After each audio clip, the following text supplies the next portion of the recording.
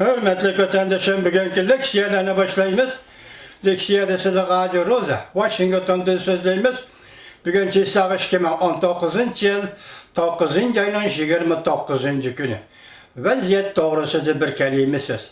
Siz dikkat kıldığınız tünükün biz, Cungo hükümeti faaliyet kılıp, dünyanın Uygurlar doğrusudaki avazını cimiktir diyen, Muşundak mavzudaki serlavlik haberini sizlerge yetkizgen edik. Bugün endi sizlerge vaziyet doğrusu sözlesek, bugün Amerika Koşmuş Ştatlarının yeniden oylaşıp atkan bir siyasi oturgu çıktı. O nime? Biri Amerika şirketleri Cungo'ya meblağ selişini çekleş. İkincisi Cungo'nun Amerika Koşmuş Ştatlarına meblağ selişini çekleş. Bu hazır geldi o haber. Onun mezmununa da hazır teyyarlığı da yapmadım. Bana bu vaziyet. Tünükün kişi Xitay Uygur'un sadasını, Uygur doğrusu da dünyanın sözlüşünü, ağzını, sözünü cimiktirgan bolsa, bugün bana bir yerde kudretlik devlet Amerika Koşmuş Ştatları yeniden yeni siyasetlerini oturgaylıp çıktı. Siz şunun kışının vatandaş. Endiyse bugün 29. günü azı Şangang'da. Şangan halkı kudretlik namayiş kılıvatıdı. Hatta şundak diye. Şundak kıldı ki Gong. Gong degen hat Gongchan'dan Kompartiya degen hatın birinci yazıkı yani ki birinci harfi. Hatni yolgu asbilet yolgu yazıp Şangan namayişçileri şu hattın üstüge. Yani Kompartiya degen isimden üstüge destek ötüp namayiş kılıvatıdı. Bugün yenilik, yana buranqı yenilik, buranqı konulik ilki yenilik. Bugün ben Gomindan'ın bayrağını götürüp çıktığını gördüm. Konusu ötkendi namayiş Şanganlıkla Amerika Koşmuş Ştatlarının bayrağı, Angliyanın bayrağını götürüp çıkkanıydı. Bugün ben tüncü bulup Şanganlık namayişçilerinin namayişka Tayvan'ın bayrağını götürüp çıkanlığını gördüm. Vatandaşım.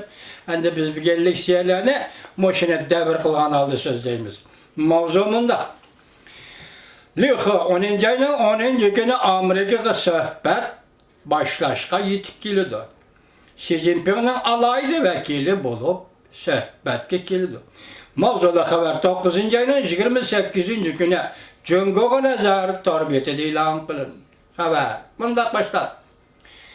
Haberlerde mundak görüstüldü.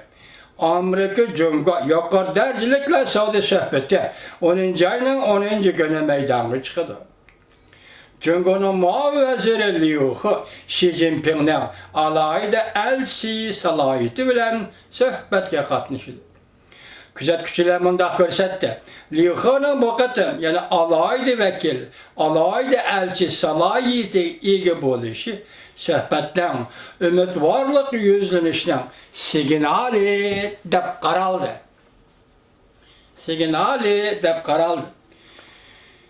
Embisi. Televizyon 9. ayının 27. günü haber kılıp bunda görset. Haberdar kişilerin görüştüğü Cungo Amerika Saudi uğraşı 13. katımlık sohbet 10. ayının 10. günüden 11. günü geçe Washington'da ötküzülür. Cungo'nun muavin veziri Liu He yana bir katım erişken Xi Jinping'in alayda elçi salayeti bilen sohbetke katmışıdır. Ve Cungo Taşkı İşler Ministerliği gelen veziri Wang Yi sohbet tarifisi da yaxşıcaq bulup mundak dedi. Amerika məhsullatlarını köplep setip alıdı Cungo. Ben iki taraftan texemi köp, aktif tədbirlərini qollanışını ümid qılma. Aksaray'ın İqtisad Məsləhətçisi Larry Kudlow Fox haberlerine mundak görsetti.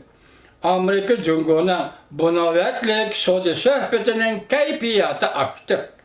Xuddi çıraylık müzik oxşaydı.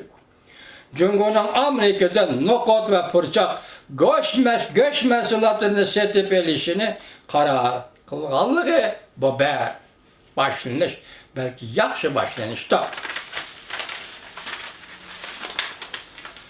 Şangan İqtisad gazete haber kılıp mundak görsetti. Eğer Liu He bu katım rastlılla alaylı elçi salayeti bilen sohbetke katmışıdığan bolsa Ondaqda soda urushi meselesi de avvalki noktaga qaytib kelib, məsləhətləşiş, hatta ümit var bir nişanga qarab ilgirləşdin, signal bergellik bulup hesaplanır.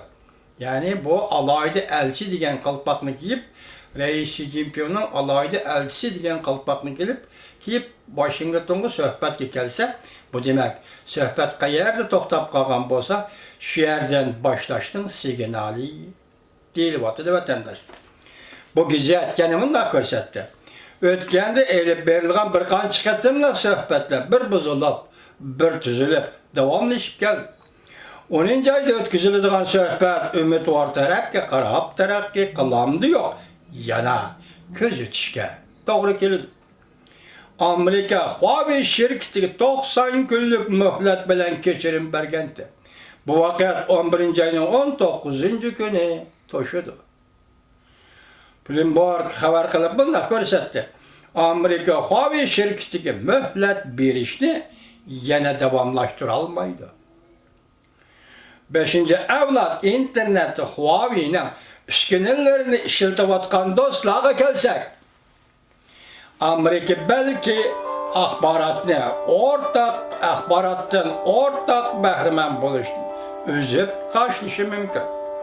Belki yine adetin taşkari cezalaşını çetki kakkılım bulmayı.